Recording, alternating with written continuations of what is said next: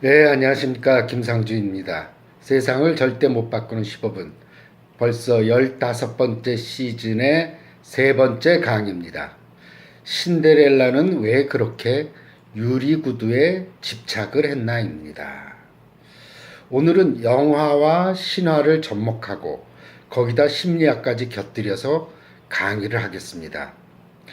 이렇게 뒤섞다 보면은 죽도 밥도 안 될 수 있지만은 제 강의는 아주 찰진 밥으로 탄생할 것이라고 믿어 의심치 않습니다. 제 강의가 점점 진행할수록 점점 더 재밌어지고 있지 않습니까?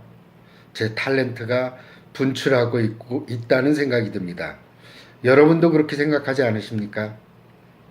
반응이 없으시군요. 나만 그렇게 생각하는 거네. 아무튼 간에 반응과 상관없이 강의는 계속됩니다. 이 강의는 특히 젊은 여성들이 듣는다면 좋을 것 같고, 또한 억압적이거나 권위적인 부모 밑에서 자란 분들한테 도움이 될 것입니다. 아니면 부모에게서 독립하고자 하는 욕구를 가진 분들한테도 도움이 될 것이라고 생각합니다. 지난번에 말이에요. 죄는 미워하되 사람은 미워하지 말자란 강의를 했더니 여러 댓글이 달렸습니다. 제가 다 읽어보았어요. 저 같으면은 이런 댓글을 달았을 것 같습니다. 그게 이제 14번째 시즌의 두 번째 강의 제목이었죠. 죄는 미워하되 사람은 미워하지 말자. 저 같으면 이렇게 댓글을 달았을 겁니다. 알겠다. 반말하지 마라. 라고 말입니다. 네. 동화 신데렐라에는 가엾은 3명의 여성이 등장합니다. 아나스타샤, 드리젤라, 라신코티입니다. 라신코티는 자신의 친딸을 편애하고 의붓딸을 구박했다는 이유로 나머지 2명의 여성은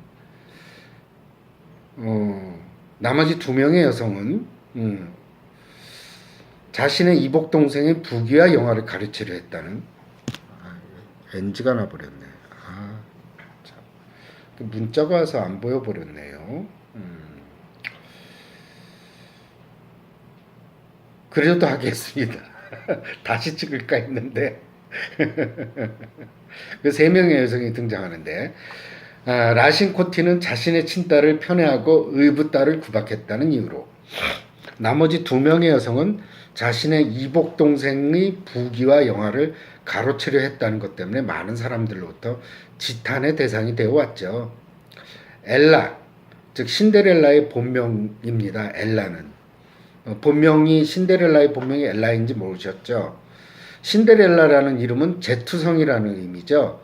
제투성이 아가씨라고 부르죠. 신데렐라를. 이 3명의 여성을 악역으로 내세우면서 결국 왕자 비로 간택이 됩니다. 이 동화는 권선징악이라는 결말로 포장된 채 이후 아이들에게 널리 읽히게 되었습니다. 이 3명의 여성은 과연 악의 화신으로만 볼 수 있는 것일까? 신데렐라 이야기는 사실 1000년 전부터 구전되어 오던 수백 가지 이야기 중에서 17세기 말 유럽에서 샤를르 페로의 개작에 의해서 정착하게 됩니다. 이 샤를르 페로라는 작가는 이제 구전되었던 동화들을 묶어서 책으로 내게 되었죠. 그 당시 유럽은 17세기 말 유럽 말이죠. 초기 산업화 과정을 겪고 있던 시기였고, 여성들은 경제 활동에서 소외되기 시작했습니다. 남자들이 주로 일을 하게 됐죠. 산업 현장에서. 따라서 경제적 자립의 길이 막힌 여성들이 신분 상승을 꿈꿀 수 있는 길은 결혼밖에 없었습니다. 그래서 새로 등장한 부르주아 계급의 아버지들은 아들에게 자신의 신부감을 직접 고르도록 그때서부터 이제 허용하기 시작했죠. 남성들은 자신의 신부감을 고르는 과정을 미화할 필요가 있었습니다. 이런 미화가 없다면, 죄송합니다. 이게 전화가 자꾸 와서 코드를 좀 뽑겠습니다. 네, 이게 이 방송의 묘미죠. 네, 코드를 완전히 뽑아버렸습니다. 이런 미화가 없다면 사실 신부감을 고르는 게 노예시장과 다를 바가 없었거든요. 그래서 신데렐라라는 동화는 한 여성이 고통과 박해를 받으면서도 마법의 도움을 받고 한 남자에게 선택된다는 아주 낭만적인 이야기로 만들어집니다. 따라서 이 동화는 입장을 바꿔본다면 남성이 어떤 여성을 선택할 것인가 하는 이야기로 볼 수도 있습니다. 당연히 가부장제가 굳건히 뿌리를 내리고 있던 그 시대 상황에서 남자들이 선택한 여성은 아주 나긋나긋하고 순종적인 여성일 수밖에 없었습니다. 자유연애가 시작되던 때에 여성들은 젊은 남성에게 잘 보여야 했습니다. 동화에서 왕자는 신데렐라가 두고 간 유리구두를 여성을 판단하는 기준으로 삼습니다. 왕자는 유리구두를 들고 다니면서 이 발에 맞는 여성을 찾아 헤매게 되죠.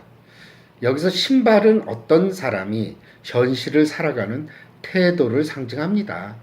자신의 신체인 발과 현실을 상징하는 땅을 이어주는 도구이기 때문이죠.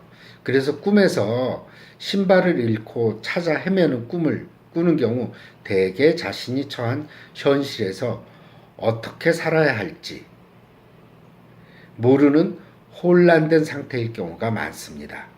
신발 잃어버리는 꿈은 지금 현재 자신이 뭘 해야 될지 모르는 경우입니다. 그런데 신데렐라의 구두는 유리로 되어 있습니다. 유리는 투명하고 깨지기 쉬운 재질로 되어 있고 이것을 신고 다니기에는 매우 불편하죠. 지금 휴대전화에 문자가 와서 이게 지금 안 보입니다. 예, 이어서 다시 녹화를 하겠습니다. 오늘 녹화는 아주 총체적인 난국상을 보여주고 있습니다. 그러나 저는 NG를 내지 않고 꿋꿋하게 이어서 뻔뻔하게 강의를 하겠습니다. 여기서 유리구두란 매우 연약하고 깨지기 쉬우며 적응하지 못하는 현실적인 태도를 상징하죠. 유리구두를 신고 어떻게 삶을 살 수 있겠어요? 따라서 예전에는 유리구두처럼 여성들은 매우 연약하고 불편한 구두를 계속 신고 다녀야만 하는 그 비현실적이고 인내하는 여성상을 가장 이상적으로 취급했다는 것을 보여줍니다. 따라서 신데렐라라는 동화에는 이런 가부장적인 남성들이 원하는 순종하는 여성상을 반영한다고도 볼 수가 있죠. 자, 이제 신데렐라 얘기는 했고, 그 다음에 이제 영화 얘기를 조금 이어서 나갈까 합니다. 뮤리엘의 웨딩이라는 영화입니다. 그 영화를 보면 부케가 하늘 높이 올라가고 신부의 친구들은 부케를 잡기 위해서 안간힘을 씁니다. 한 여성이 부케를 받자 모두들 실망한 표정을 지으면서 부케를 뺏으려고까지 하죠. 너한테는 소용없잖아. 넌 남자친구도 없고. 부케를 받은 것은 뮤리엘입니다. 뮤리엘은 뚱뚱하고 매력이 없는 인물로 이 영화에서는 그려집니다.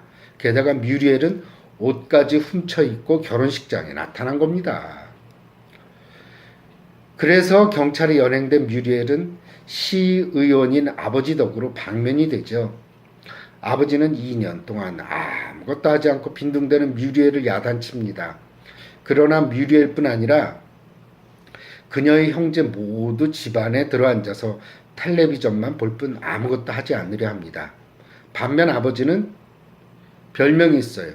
투쟁가 빌 이라는 별명처럼 경쟁적이고 자식과 아내를 자신의 손아귀에 쥐고 꼼짝 못하게 합니다. 모든 식구들은 아버지 앞에서 아무런 대꾸도 하지 못하고 꼼짝없이 지낼 뿐이죠. 게다가 아버지는 공적인 자리에서는 디들이라는 여성을 항상 데리고 다닙니다. 아버지는 뻔뻔스럽게 애인까지도 동반하고 다녀요. 어머니는 단지 집에서 살림만 하고 자식들이 아무것도 못하는 것에 안타까워하는 소심한 여성으로 나옵니다. 뮤리엘은 여자친구들 모임에 끼어들고 싶지만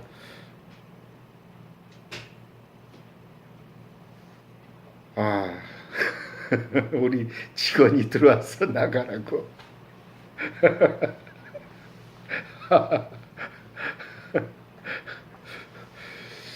끼어들고 싶지만 그들은 뮤리엘이 뚱뚱하고 촌스러우며 70년대나 유행했던 아바 음악이나 듣는다고 그녀를 따돌립니다.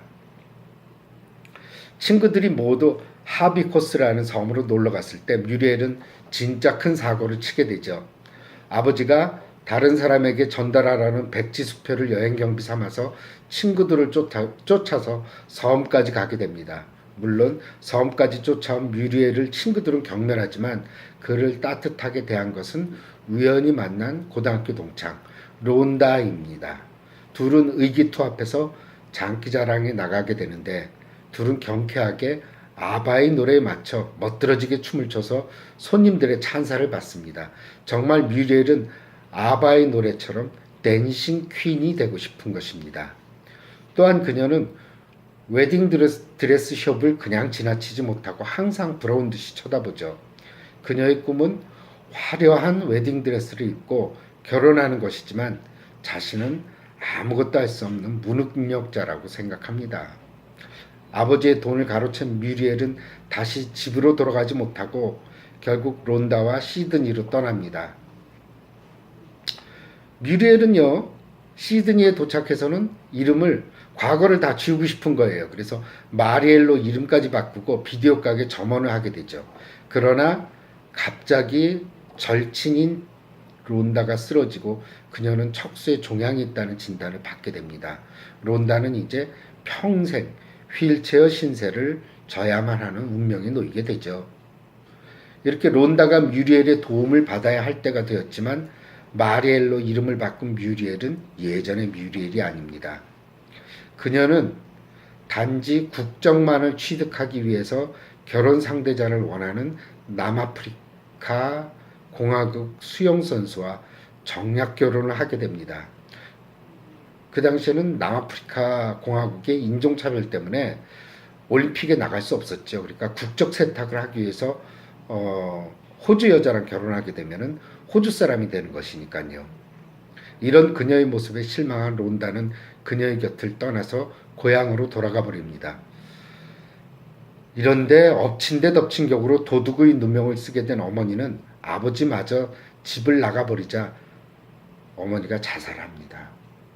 장례식장에 도착한 뮤리엘은 이때서야 자신이 잘못된 인생을 살고 있었다는 사실을 알게 되죠. 그리고 정략 결혼한 남자에게 그 수영 선수에게 헤어질 것을 통보하고 론다에게 찾아가게 됩니다. 다시 시드니로 가자고. 둘은 시드니를 향해서 힘차게 출발하게 됩니다.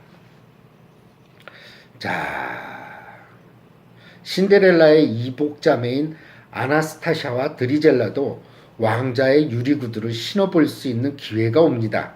이 신데렐라 얘기로 돌아가서요. 두 명의 여성은 자신이 잃어버린 신발이 아니라는 것을 알면서도 신데렐라의 유리구두를 신어보지 억지로 맞지도 않는 신발을 발에 끼워봅니다. 그러나 둘의 발은 너무 크기 때문에 들어가지 않죠. 그 당시 여성이 권력에 접근할 수 있는 유일한 방법인 유리구두를 누가 거부할 수 있단 말입니까? 그런 면에서 두 명의 여성은 야심차고 도전적인 면을 또 한편으로는 보여주고 있습니다. 두 명의 여성의 발이 커서 그 유리구두에 맞지 않는다는 것은 바로 그 당시 남성들이 그어놓은 선택 기준이 맞지 않는다는 의미입니다. 바로 여성적이지 못한 속성, 야심차고 도전적이며 적극적인 것은 여성의 미덕이 아니라고 생각하고 있었던 거죠. 그리고 실제로 요즘에도 그런 것들을 미덕이라고 생각하는 경우가 많이 있습니다. 그런 것들을 가지지 않는 것이요. 드리젤라와 아나스타샤는 왜 그렇게 지독히도 신데렐라를 못살게 군 것일까요? 이유는 신데렐라에게 느끼는 열등감 때문입니다. 얌전하고 뛰어난 미모를 가지고 있는 신데렐라를 어떤 남성들이 좋아하지 않겠어요? 이들 자매는 이런 사실을 잘 알고 있기 때문에 신데렐라를 구박하고 어떻게 해서든 권력의 핵심부로 신데렐라를 제치고 나아가고 싶어 했습니다. 사실 신데렐라는 이런 사실을 알고 있었죠. 그렇게 이복자매들처럼 요란스럽게 다닐 필요가 없었습니다. 결국 신부는 여성이 구하는 것이 아니라 남성에게 선택권이 있기 때문이죠.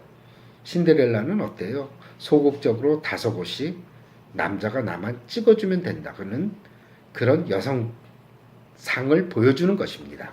그런 면에서 뮤리엘은 신데렐라가 되고 싶은 그녀의 이복자매와 같다고 할 수 있죠. 억지로라도 자신은 결혼을 하고 잘생긴 신랑감을 만나고 자신의 지위를 높이고 싶었던 거죠.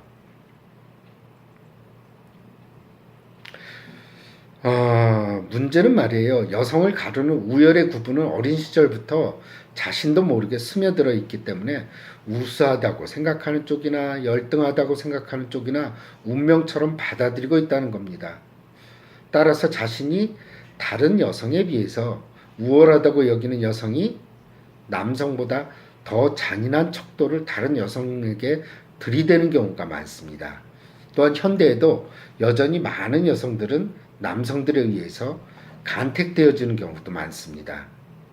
이들은 경쟁을 할 수밖에 없고 다른 여성의 흠집을 잡아내는 것에 익숙해지기도 합니다. 만약 여성으로부터 권력이 파생된다면, 요새 유리천장이란 말을 하죠. 여전히 여성들은 권력에 접근하기 어렵다는 소리죠. 여성으로부터 권력이 파생된다면 여성들은 이렇게 서로를 이렇게 냉대하고 깎아내리지는 않을 것입니다. 그걸 보여주는 게 그 신데렐라의 이복 자매들이 신데렐라를 구박하는 거죠. 여성으로부터 권력이 파생된다면 서로를 도와주고 우아하게 행동하면서 아마 남성들을 선택할 것입니다. 뮤리엘은 어찌됐든 다른 친구들로부터 냉대와 멸시를 받으면서도 친구들과 같이 있고 싶어 합니다. 바로 뮤리엘은 남성들로부터 잘 선택될 수 있는 집단에 자신의 몸을 담고 싶은 것이죠. 그 안델슨의 동화 미운 오리 새끼라는 게 있죠. 미운 오리 새끼는 자라서 우아한 백조로 자라게 됩니다. 이런 사실을 철석같이 믿고 자란 여자아이가 자라 보니까 미운 오리 새끼가 미운 오리가 되었다라면 얼마나 속상하겠어요. 자신이 백조로 변하지 않았다는 것을 알게 된다면 말입니다. 그래서 미운 오리 새끼의 절망감은 더 클 수밖에 없을지 모릅니다. 뮤리엘은 자신이 매력이 없고 뚱뚱하고 아무것도 할 수 없다는, 그래서 백조로 변신하지 못한 미운 오리 새끼의 절망감에 빠져 있습니다. 이유는 그녀의 아버지에서 원인을 찾을 수가 있죠.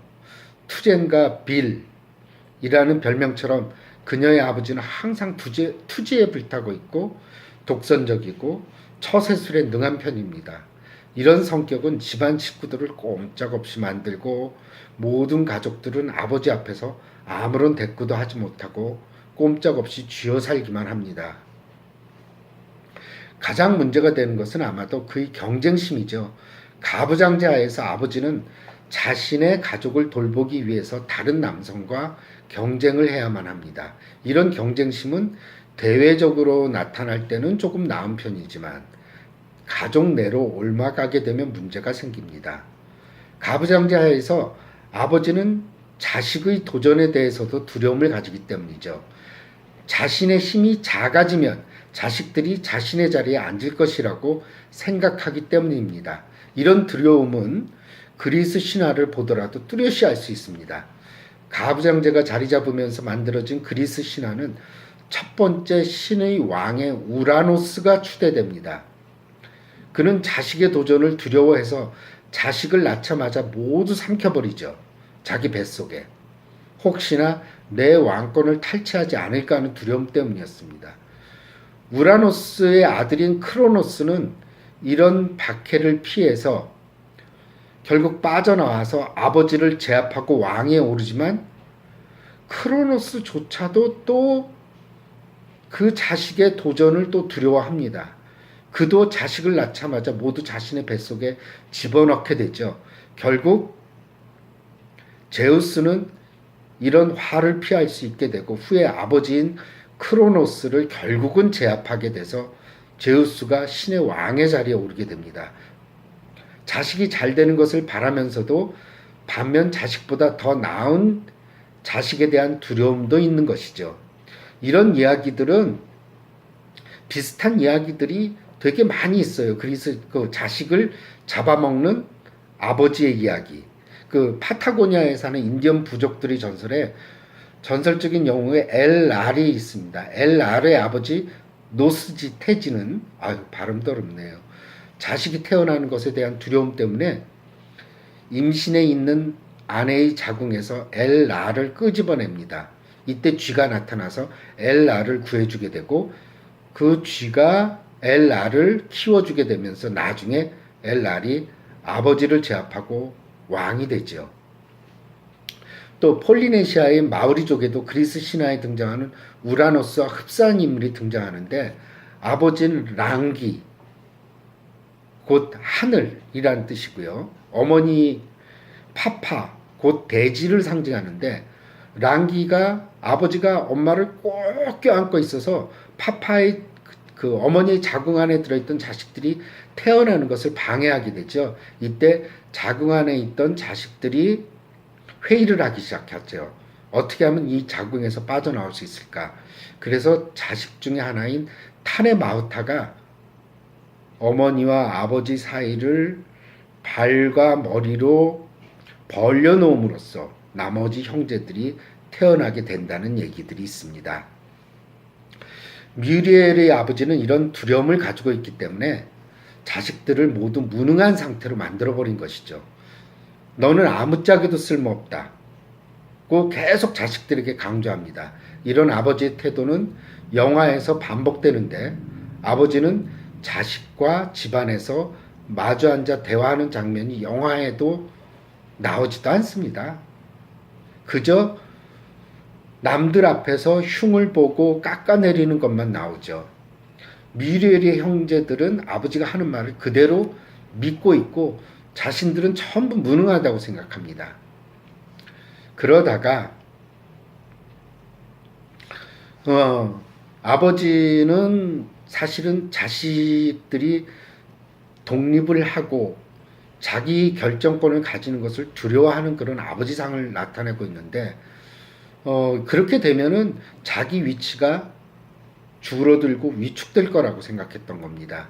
그리고 자기 자신이 무기력하게 될까봐 두려워했던 거죠.